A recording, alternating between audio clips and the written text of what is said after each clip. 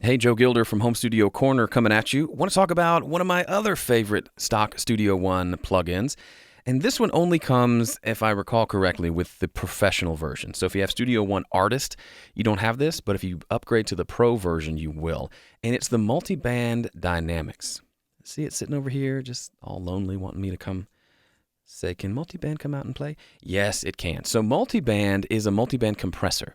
They decided to call it Dynamics to throw a kink in your signal. But basically, I like to use multiband for two purposes, and I'm going to talk about them in two separate videos. So in this video, I'm going to talk about it in more the traditional sense of mastering. And if you are a copy and paste kind of person, these are the settings I tend to start with when mastering with multiband. And the idea of a multiband compressor, I don't really have time to explain it. It's basically a series of compressors that compress different frequency ranges differently. So it's only one compressor is only looking at this low frequency, one's looking at the mids, one's looking at the highs. So you get rid of some of that pumping and breathing that can happen. If you've got a really loud kick drum and it's triggering a regular compressor, it's going to compress everything. So the mids and the highs will get compressed every time that kick drum hits. Now sometimes that can be cool, sometimes it can make the mix pump too much. You'd like those cymbal crashes to continue to ring out without the big kick drum causing a lot of compression to happen over those. That's a simplistic example of what this does. Now, Studio One allows you to have 5 bands of compression. I tend to go with 3. So you just turn these lowest ones all the way down to turn them off. So I've got 3 bands of compression. And I tend to edit all of them relative to each other. So the thresholds move together. I don't like to do them individually for this purpose of putting it on an entire mix. So here's my mix without multiband, and then I'll dial in a multiband so you can kind of hear a little bit of what's going on. One love, oh, but now I'm lost without you. I give it all up tonight to hold you. I give up the red running through my blood, every word running past my tongue. Give up the air running through my lungs to make up for all the things I've done. Just give me a sign of you're the red eye first fly. So multiband compression, you're not going to completely understand it in this one video. My buddy Ian Shepard has a whole ebook teaching you how to do it.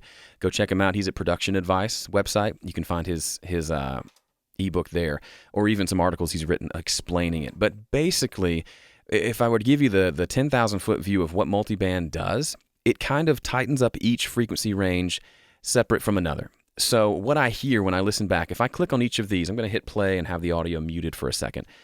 You'll see as I click on each one, it shows the amount of gain reduction for that band over here. So you can see the high frequencies aren't being touched too much. The mids are being hit a lot more because we've got the vocal, the guitar, most of everything, all the instruments are hanging out in the mids. And then the lows are being compressed quite a bit, but only sporadically. So when that big kick drum comes through, it gets compressed and then it's left alone. So the end result is the mids get compressed a little more than everybody else, and the lows aren't triggering compression in the highs. And so what happens is you get almost like it's almost like an EQ curve that brings the mids down a bit and tames them, but it's not bringing them down all the time. It's just maybe when the vocalist is singing loudly, the mids get compressed more. When he stops singing, it stops. So you have a more balanced sound. It's not a permanent EQ. Multiband is kind of like an EQ that comes in and out when it needs to, if that makes sense. So I'm going to hit play again, bring the audio back up, and listen to, just as I turn this on and off, the differences in the sound of the mix. It sounds a little more clear, the low end is a little tighter, and the mid-range is a little more focused. Okay, here we go. I'll never let you go. One love, oh, but now I'm lost without you. I give it all up tonight to hold you.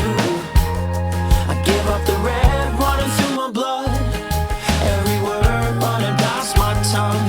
Give up the air running through my lungs to make up for all the things I've done. Just give me a sign of your. So it sounds a little more mastered.